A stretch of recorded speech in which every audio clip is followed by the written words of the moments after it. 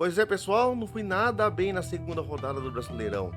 Apenas acertei alguns vencedores, como o Bragantino e como o Flamengo vencendo o São Paulo. Mas eu consegui chutar errado a maior parte dos resultados. Acertei apenas o Botafogo vencendo de 1 a 0 o Atlético Goianiense. E além disso, eu não contava que os times paulistas fossem tão mal, tivessem uma noite tão desastrosa na quarta-feira.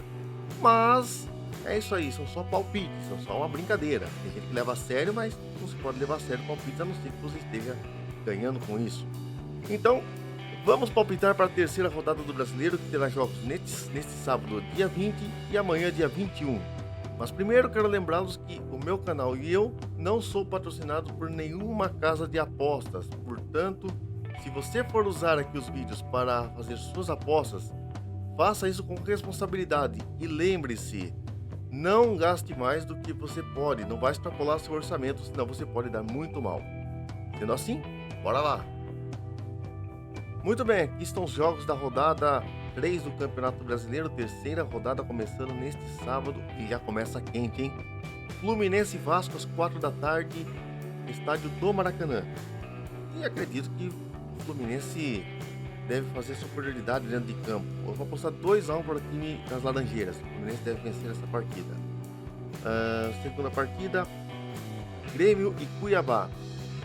Olha, o Grêmio apostei contra na rodada passada e me dei mal. E o Cuiabá também não tá indo lá numa grande fase, né? Vou apostar 2 a 0 pro Grêmio dessa vez. Terceira partida, Bragantino e Corinthians jogar em Bragança sempre uma pedreira. O Vasco viu isso na quarta-feira. E o Corinthians tomou 2 do Juventude, mas eu acho que tem time para se reabilitar. Acredito que vai se reabilitar uma hora, mas vai ser difícil. Não fica tão feio, vou apostar no empate. Não, vou apostar 1 a 0 pro Bragantino, melhor. Vou apostar 1 a 0 pro Bragantino. Os últimos 3 jogos Bragantino e Corinthians foram 1 a 0 pro Bragantino em Bragança. Talvez o Bragantino vai repetir esse placar. Quarta partida, Cruzeiro e Atlético. Atlético e Cruzeiro, o jogo acontece na Arena MRV. E o Cruzeiro não vem lá bem das pernas nos confrontos contra o Atlético. Conseguiu aquele empate na final do Campeonato Mineiro, mas não foi suficiente para segurar o jogo no Mineirão, onde perdeu o título. Vou apostar a vitória do Atlético.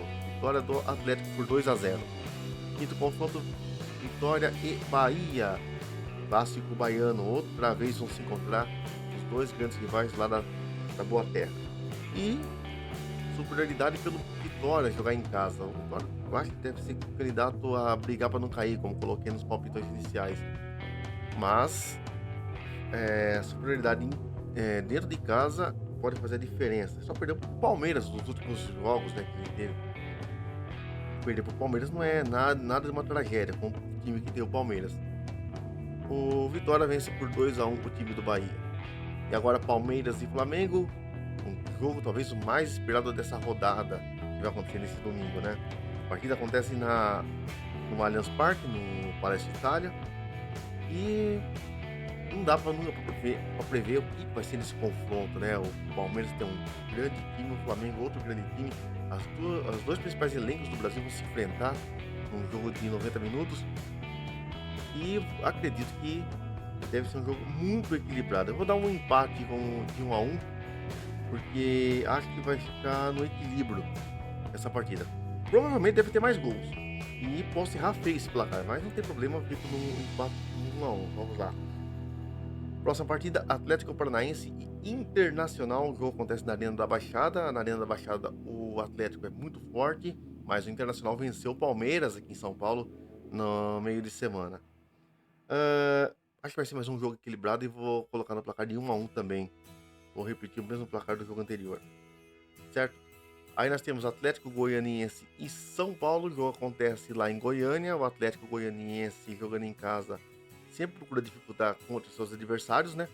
É um time que propõe o jogo dentro de casa e não deve ser diferente, né?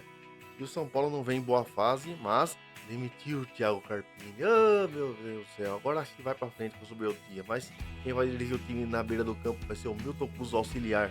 Sempre ele dirige quando um técnico acaba sendo demitido ou acontece alguma coisa que o técnico não possa estar em campo.